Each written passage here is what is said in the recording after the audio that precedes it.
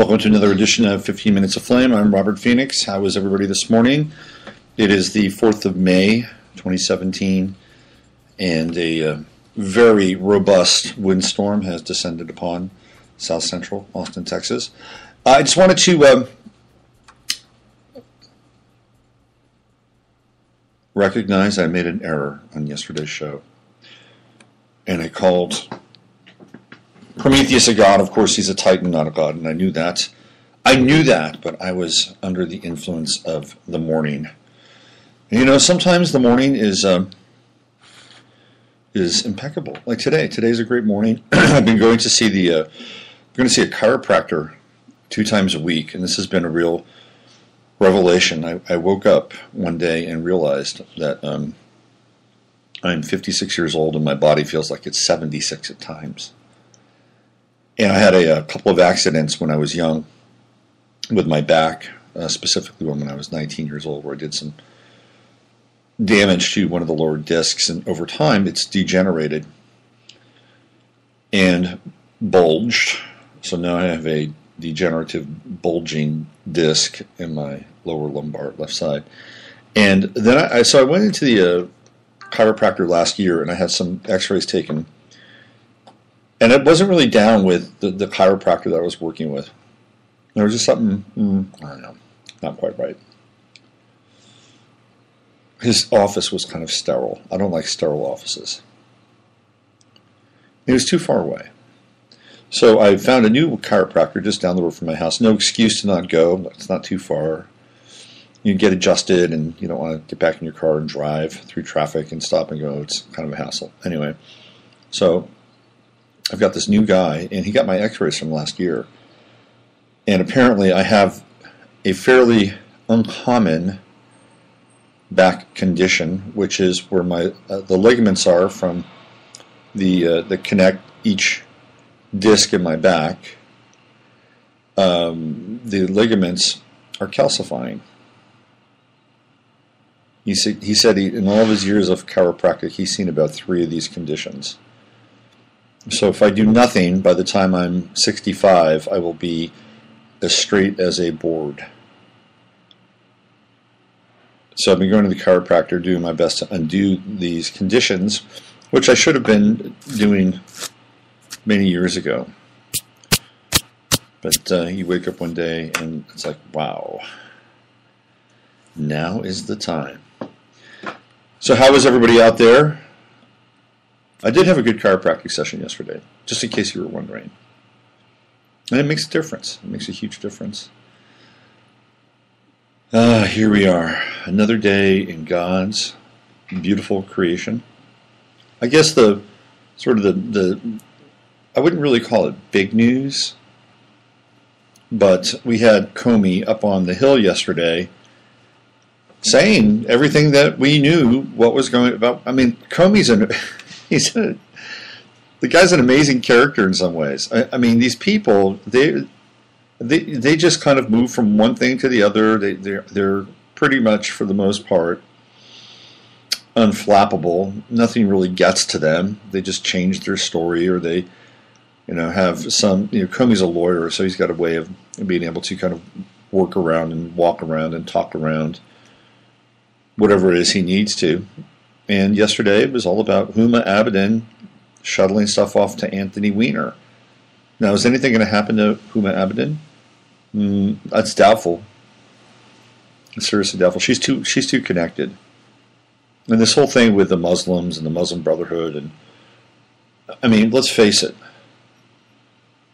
the West loves Muslims, welcoming them with open arms in Europe, and Trump has done very little to abate any of the refugee surge that's been happening in this country. In fact, they're taking on 2,500 more refugees from Australia. Oh, yeah, bring them over. That was the Obama deal. Yeah, sure, come on over, bring them over. So let's be clear, the West loves Islam. And they love Islam because of its esoteric roots and its connection with Freemasonry. If you want to see a really interesting movie, it's The Man Who Would Be King. And it's based on the work by Kipling. and it stars Michael Caine and Sean Connery, and it's about these two characters who wind up in North Africa, the Middle East, North Africa, right? And because the Sean Connery character has the symbol of Freemasonry on his chest as a tattoo, so he's got a tattoo, he's recognized by the locals as a god. And it's a very interesting movie, and there's you have to make a few leaps, but there's an interesting kind of subtext in there with the relationship between Freemasonry and the Brotherhood and Islam.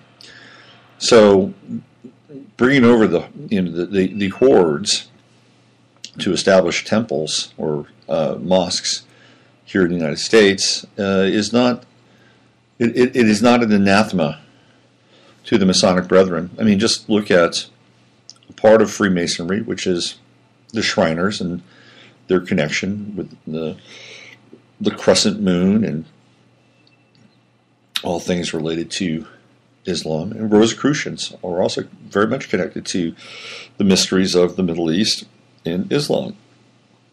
So there's this intertwining relationship. So the West loves Islam. Now, that said, that's why Huma Abedin probably won't do any time. I mean, really, does anybody think Huma Abedin is ever going to go to jail, or Anthony Weiner is ever going to go to jail? No, they won't. They won't, because that's like, if you're playing Jenga, that's the piece of the Jenga tower that you pull it out and everything collapses. So unless they're willing to take down the entire system, the entire Babylon system, which I think they could, because of what they have in all the tricky entrapment and all the blackmail and extortion that goes on along with, child trafficking and organ selling and kiddie sex and all that stuff. It's all there. It is all there. And you pulled out that Jenga and everything collapses. So they have dirt on people. They're not going to go to jail. And everybody else has dirt on everybody else. And the next thing you know, it gets to the judges, and they've got dirt on the judges. This is why nothing ever happens. Everybody's compromised. Nobody goes to jail. The last time anybody ever went to jail was Bernie Madoff, and I'm not even convinced Madoff is in jail. Although maybe he pissed off some of his banking buddies, which is, they couldn't even forgive him. So maybe that's why he's in jail. Louis Libby did a little trip in jail, which I was very surprised about when he was with the Bush administration and the neocons. And then, of course, Trent Lott did some time. And I know for a fact he was basically excommunicated. But it's very rare when a politician or a white-collar criminal does any time. It just doesn't really happen. So Comey was out there just laying it out. And then Hillary says, I would have gotten elected if it wasn't for the Russian WikiLeaks dumps and James Comey. She is so clueless. She is so in denial that it didn't, did it push things over the edge? A little bit. A little bit. I think it would have been maybe a little bit closer, but I think Trump still would have won. It was his time, and people were ready for a different message, and Hillary didn't get that, and the left didn't get it, and they still don't get it. Although I did see an interview with Richard Dreyfuss with Tucker Carlson, and Richard Dreyfuss, he's on the left side. He was incredibly lucid and fair and refreshing to hear somebody who basically says, "Look, we've got to pull this together. There are ideas on both sides that we both agree on, and let's find out what they are." And he encourages free speech. How about that? He encourages free speech. It was a great interview. It's about 6 minutes long. You can find it online if you want. It happened just the other day. And then, of course, we had the little outburst from Stephen Colbert. Could you imagine if, I don't know, who'd be a comedian on the right? There aren't any real... What about Larry the Cable Guy? What about Ron White? What if Ron White called Obama's mouth a cock holster for Eric Holder, or a cock holster for Justin Trudeau? Well, what would happen to Ron White's career? It would be over. I mean, Ron White's career might be over already, but it would be over. It'd be over and done, and he'd have to do the perp walk, and I'm sorry, I apologize, and it wouldn't matter. Maybe 7 or 8 years from now, they may welcome him back to some casino down in Hattiesburg, Mississippi, or something like that. But it'd be over, done. So what's going to happen to Stephen Colbert? Is it free speech, open territory there? He gets to say whatever he wants. And it's disgusting. I don't care. It's just disgusting.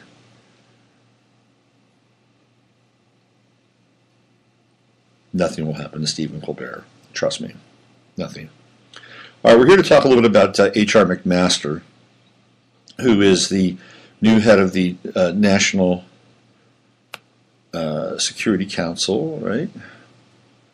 Let me get his full title here. I don't want to be corrected anymore. He is the U.S. National Security Advisor. He was the director of Army Capabilities and Integration Center. And he is the man right now who's essentially in charge, large and in charge. Now, one of the interesting things about McMaster, and we're here to be fair now, he was born on the 24th of July, 1962, puts his astrological sun at 0 Leo. Proud dude. Doesn't have a lot of hair, but he's got that Anunnaki cranium. He's rocking the Anunnaki cranium. If you've seen the picture I put up on Facebook, this thing juts back at about probably about I don't know, not quite 40, probably about a 30-degree angle. It's sort of a truncated Anunnaki cranium. 0 degrees Leo, no hair, but he clearly has a dramatic head. Now, he is the author of a book that he wrote in 1997 called Dereliction of Duty, Lyndon Johnson, Robert McNamara, the Joint Chiefs of Staff, and the Lies That Led to Vietnam. Well, this is interesting. I mean, this is some of the truth that we'd like to get to in looking at our past military decisions and indiscretions, which are numerous. He said the book was written as part, this is from Wikipedia, the book was written as part of his PhD dissertation at UNC. It harshly criticized high-ranking officers of that era, arguing that they inadequately challenged Defense Secretary Robert McNamara and President Lyndon Johnson on their Vietnam strategy. So, the Vietnam strategy, if you're not aware of the Vietnam strategy, was being run by Henry Kissinger. The Paris peace talks and all that crap. And the wise men who were left over from the Kennedy cabinet, people like Dean Acheson and the Dulles brothers, and they were all kind of in the mix there. And the whole idea with Vietnam was that there were rules of engagement. How do you win a war with rules of engagement? You can't. Are there any rules of engagement in Syria? Iraq? No, they're not. Although really clearly we're not even in Syria, wink wink. But in Vietnam there were very clear things, like you couldn't go into Cambodia. You'd stay within 10 miles on either side of the Ho Chi Minh Trail. I forget what it was, but there were certain things you couldn't do. And you cannot win a limited war. It's like playing baseball with a hand tied behind your back. You got to catch the ball, drop your mitt, and then throw the ball with your hand that you're not really good at throwing with. And that's how it works. I mean, it's just so. What he did is he basically questioned. I haven't read the book, but he questioned why we did it the way we did it. And why didn't the military question Johnson and McNamara more? It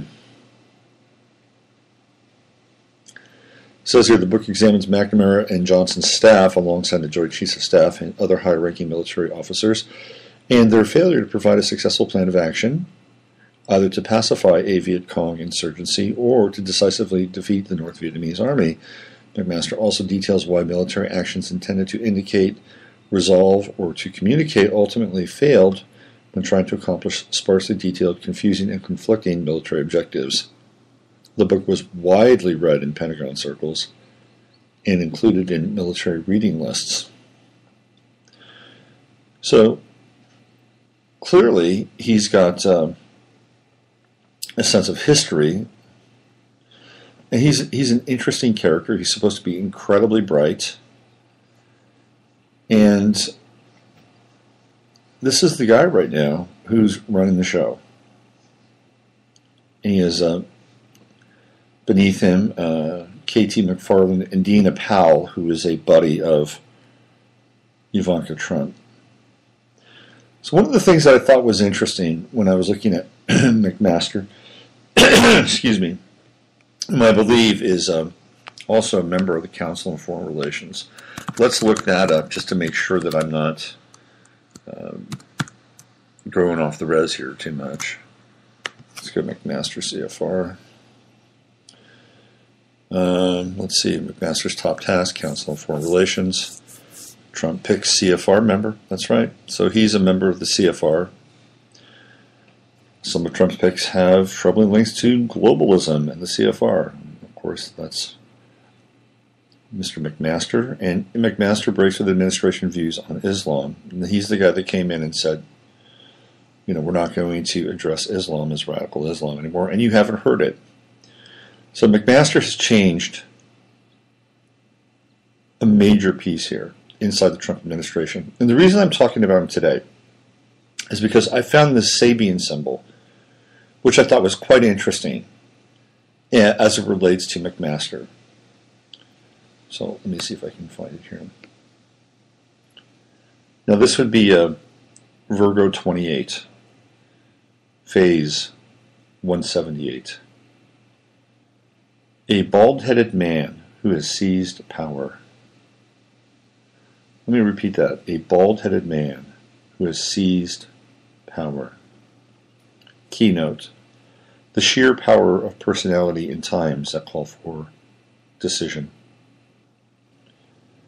Whether at the religious or the socio-political and cultural level, there comes a time when obsolescent patterns of order and cultural refinement have to be radically and relentlessly challenged. This is from Dane Rodier. Catabolic personages emerge to seize power and dictate decisions that alter the structures of society or within an individual life. An intense urge for cathartic changes mobilizes the will, and traumatic decisions are made. At such times, the issue has to be met, and ruthless as the power may appear, it must be accepted. At this third stage of the 36 sequence, we face the unpostponable necessity for decision and transformation. Existence is in motion. No static formation, however beautiful and inspiring, can remain long unchallenged. Everything bows to the power of the will, divine, executively human, or satanic. I thought that was quite interesting, because when I saw that Sabian symbol and I kind of matched it up with McMaster, there seemed to be this interstitial bond between the symbol and the man. Now, I've been trying to find some connections between this degree of 28 Virgo, and the best that I can sort of come up with in McMaster's chart happens to be his Black Moon Lilith. Let me see if I can grab this. So he was born on July 24th at 0 Leo, and his Black Moon Lilith is at 29 Virgo, which is just 1 degree off of 28 Virgo, which is where we have the symbol of the bald-headed man seizing power. And it actually, his his Sabian symbol for Black Moon Lilith goes to 30 Virgo, which is totally intent upon completing an immediate task. A man is deaf to any allurement. The total concentration required for reaching any spiritual goal. This is an interesting symbol. Here's what Rudyard says about this. It says, this is the culminating step, the decision that results from a myriad of small choices. Still a shadow of hesitation can remain. Attention may be distracted from the now by a voice from the past, glamorizing some old memory. The outer doors of perception and thought must be closed so the soul can complete its conquest of illusion. Now, when I talked with Linda Hill a few years back about the Sabian symbols, they come in sets of 3. So we can see here that the beginning of the last 3 symbols in the sign of Virgo, Virgo 28, Virgo 29, and Virgo 30 are all linked. A bald-headed man who has seized power. A seeker after occult knowledge is reading an ancient scroll which illumines his mind. Totally intent upon completing an immediate task. A man is deaf to any allurement. They're all 3 connected, and this is the way the symbols work. So he is in this last trinity, and clearly in this set we have the bald-headed man who has seized power. Now, Black Moon Lilith, of course, is not a planet. It is an aspect of the moon's orbit. And as such, it relates to not necessarily qualities, but more along the lines of mythopoetic projections and states of being. So for a man, Black Moon Lilith represents the anima, which is the feminine within, or the dark feminine within, because we're talking Black Moon Lilith. And for women, I don't believe it is the animus. I believe it is that part of themselves which they have shunned or denied. So for McMaster, with this Black Moon Lilith at this degree, I think it has to do with, especially this Virgo 28, which is part of this threefold sequence, it might have to do with the unexamined need for control and power and conquest, and as it relates to his inner feminine.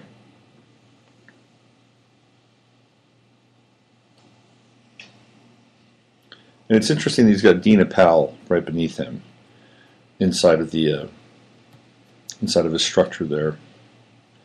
So there's a need for control. Now, what's interesting too is that he's the one that softened the tone of the Islamic threat, the Islamic terror. Now, he's actually a fascinating guy. I'm not here to completely demonize this man, although I think we need to be wary of just about anybody who has her fingers on the buttons that could, potentially cause some serious damage. Now, he's got Mars in Gemini, and he's got his Mars return coming up, and his Mars is within 7 degrees of his of Trump's Uranus. Now, this is 3 hours ago. This is from Reuters. This is interesting. This is Trump's newest statement. So you're getting this kind of hot off the wire here. It says President Donald Trump vowed on Wednesday to do whatever is necessary to broker peace between Israel and the Palestinians as he hosted at Palestinian President Mahmoud Abbas at the White House. So we have a Palestinian in the White House now. Abbas is there, but gave no sign of how he could revive long-stalled negotiations. This is a classic Trump move. Mr. Sun Uranus conjunction in Gemini. In their first meeting, Trump pressed Abbas to do more to stop incitement to violence against Israelis. Please. This is a classic Trump move. Mr. Sun Uranus conjunction in Gemini. In their first meeting, Trump pressed Abbas to do more to stop incitement to violence against Israelis. Please. Trump needs to go hang out in Gaza. Trump needs to go hang out. He needs to be embedded in Gaza for a while to see what happens. Let's see. So he said, what else? He urged him in private to halt payments to families of Palestinian prisoners held in Israeli jails, a demand long pressed by Israel. How the hell are these people going to survive? If they've got a guy, and we assume it's a guy, who could be out fishing in boats that the Israelis like to capsize, or he could be out working an olive garden that the Israelis would like to bulldoze with equipment from Home Depot and John Deere.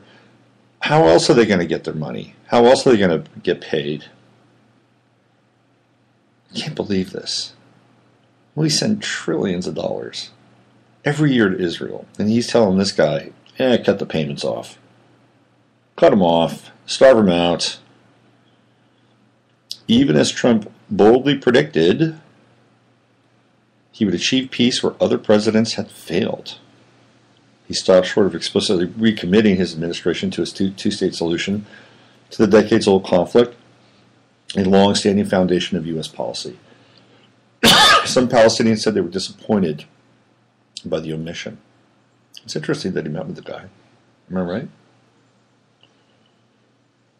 The meeting with the boss, the Western-backed head of the Palestinian Authority, was another test of whether Trump, in office a little more than 100 days, is serious about pursuing the kind of comprehensive peace deal that alluded to his predecessors. Trump insisted he was ready to try to reach the toughest deal. By the way, Mr. Art of the Deal got his ass kicked on the budget. This is a guy that's like supposed to be a great deal maker, and he got his ass kicked totally on that budget by a minority. How about that? Trump, who said he decided to start a process but offered no new policy prescriptions or timetable, may be underestimating the challenge when trust between the two sides is low, analysts said. You can't just pretend to have to handle a few key issues and that's it. David Markovsky, member of Obama's negotiating team during the last talks, which collapsed in 2014, there never is going to be a solution. The only solution that's going to happen is either some freak biblical reenactment of Revelation, whether it's real or not, or there is a major war and Jerusalem gets leveled.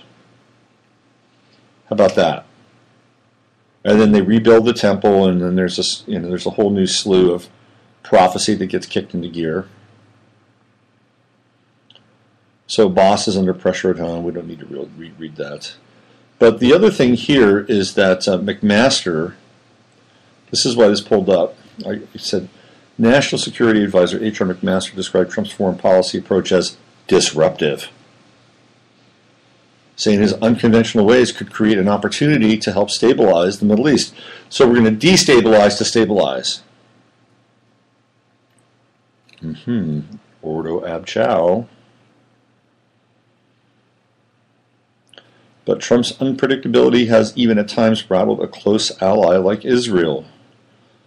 His pro-Israeli campaign rhetoric suggested he might give Netanyahu free rein, but Trump's promise to move the U.S. Embassy to Jerusalem from Tel Aviv is on the back burner. He caught Netanyahu off guard by asking him to put unspecified limits on settlement activity. This is classic Trump. He will do this, and he'll do it all the time. And this is, again, I hearken back to when the run-up to the election was happening. And people would say, hey, look, come on, can't you see, man? He's a total, Zionist sock puppet. Look at this, look at this, look at this. And I'm like, yeah, okay, I get it, and it's there. But I also said you cannot trust him. Nobody can trust him. Even Netanyahu can't trust Trump. He can't. The right can't trust Trump. The left can't trust. Nobody can trust him. And we see that through the vacillation. Now, McMaster has also basically said that Israel has got to play nicer.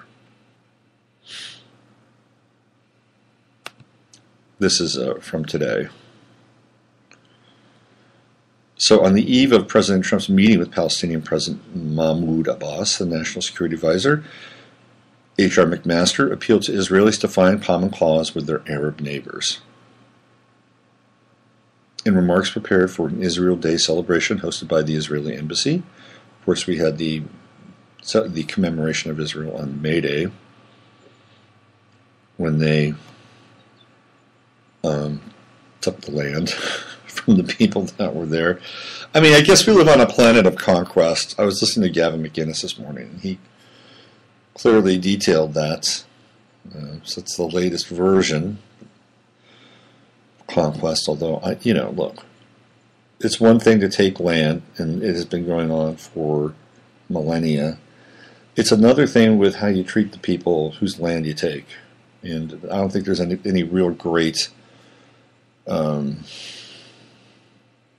examples of this through history, so I can't even go and say, oh yeah, like so-and-so. No.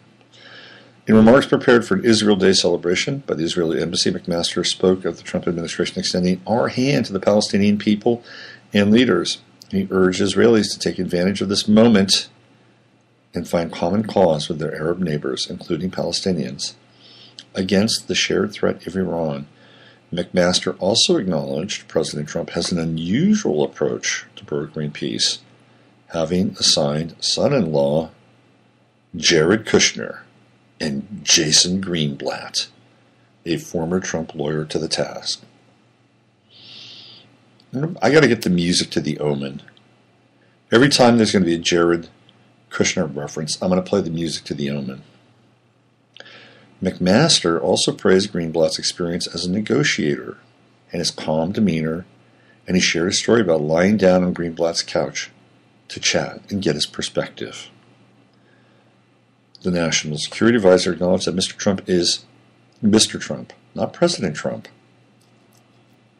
Mr. Trump is disruptive and not a super patient man. Really? Talk about stating the obvious. And he said of Mr. Trump that he does not have the time to debate doctrine, but is very results-oriented for his investors, who are now the American people.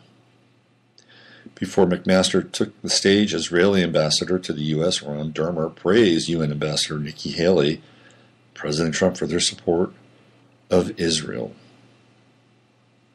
They've always got to keep the Palestinian thing alive.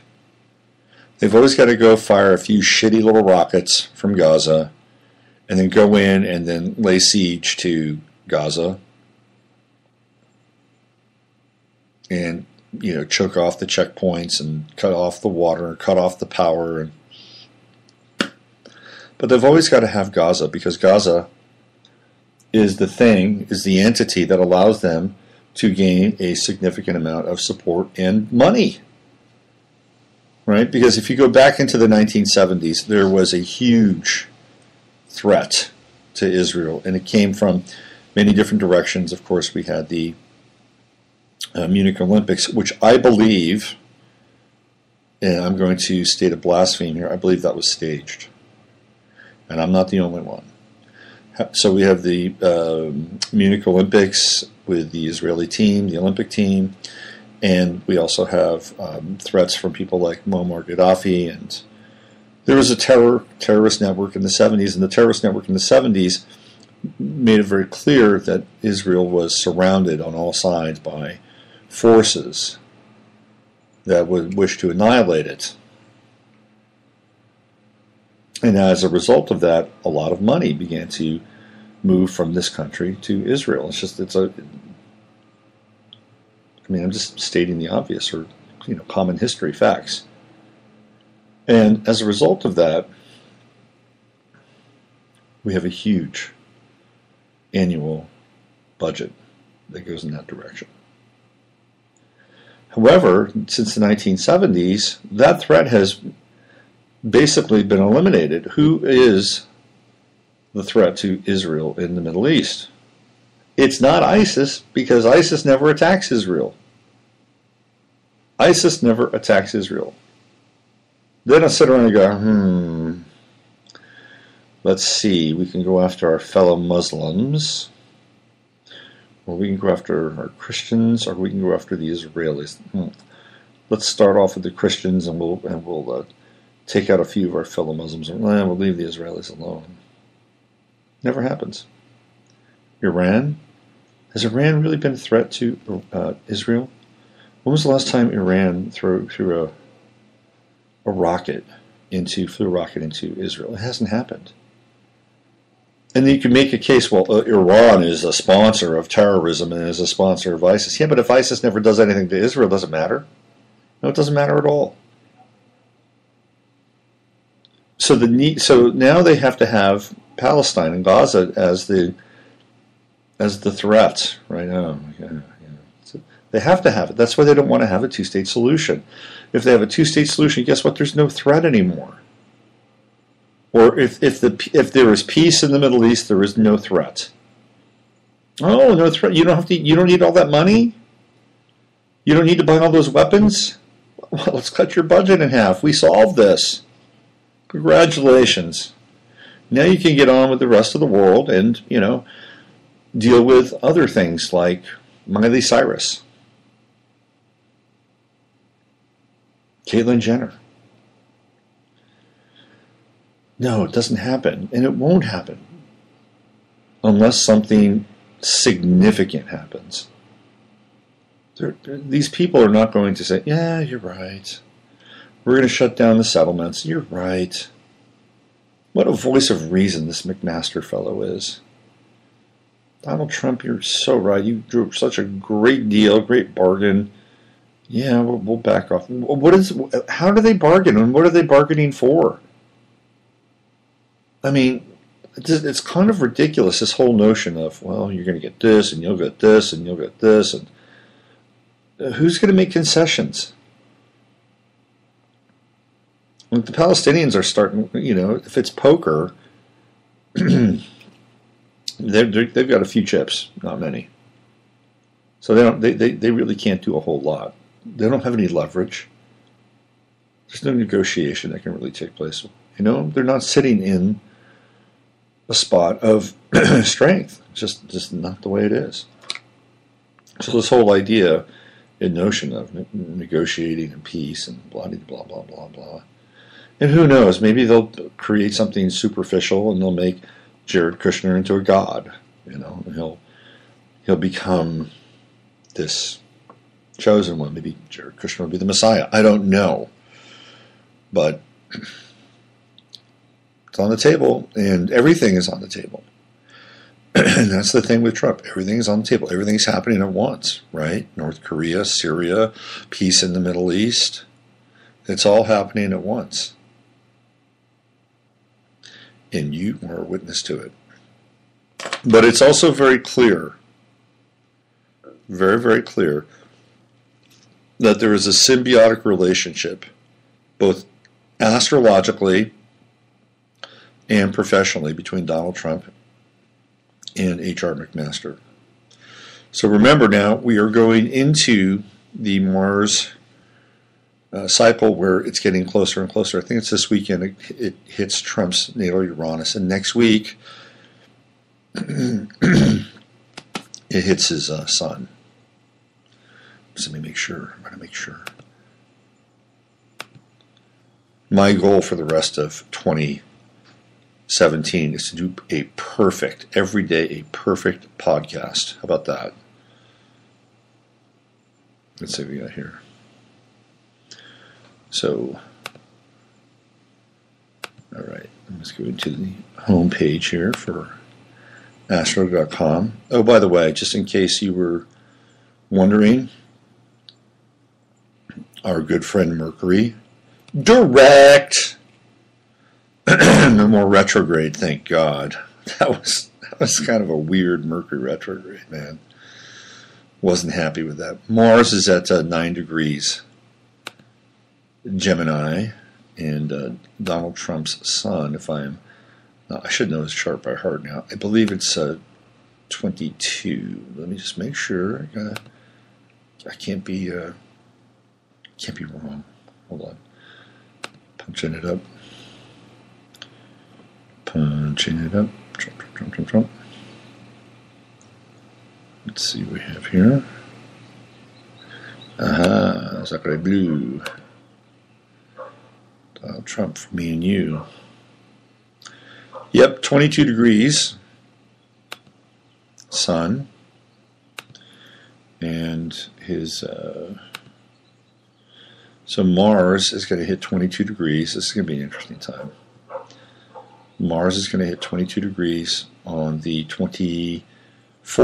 So 20 days from now, the 24th, Mars will hit Donald Trump's sun. Mm-hmm. Yep. And his Uranus, which is, I believe, at 17, if I'm not mistaken.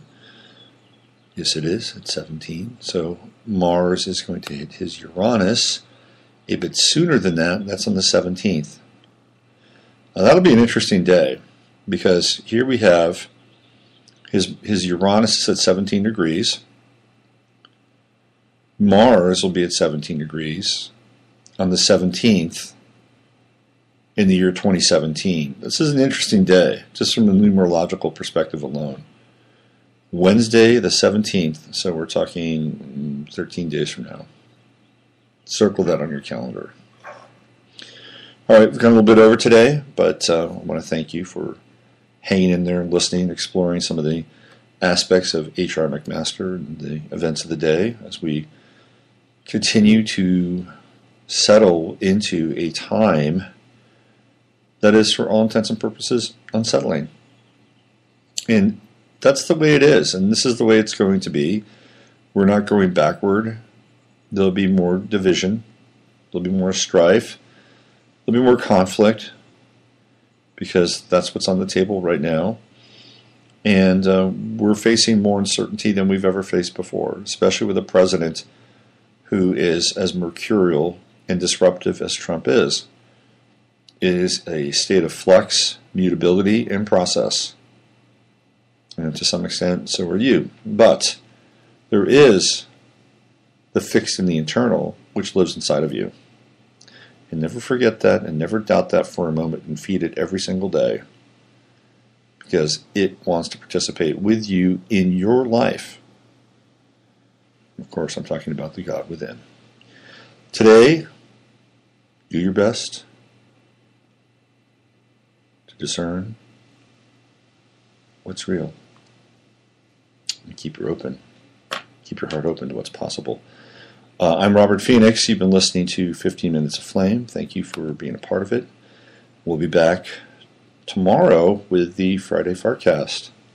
A little bit later in the day and a little bit longer in terms of presentation. Have a great one. I'll see you tomorrow.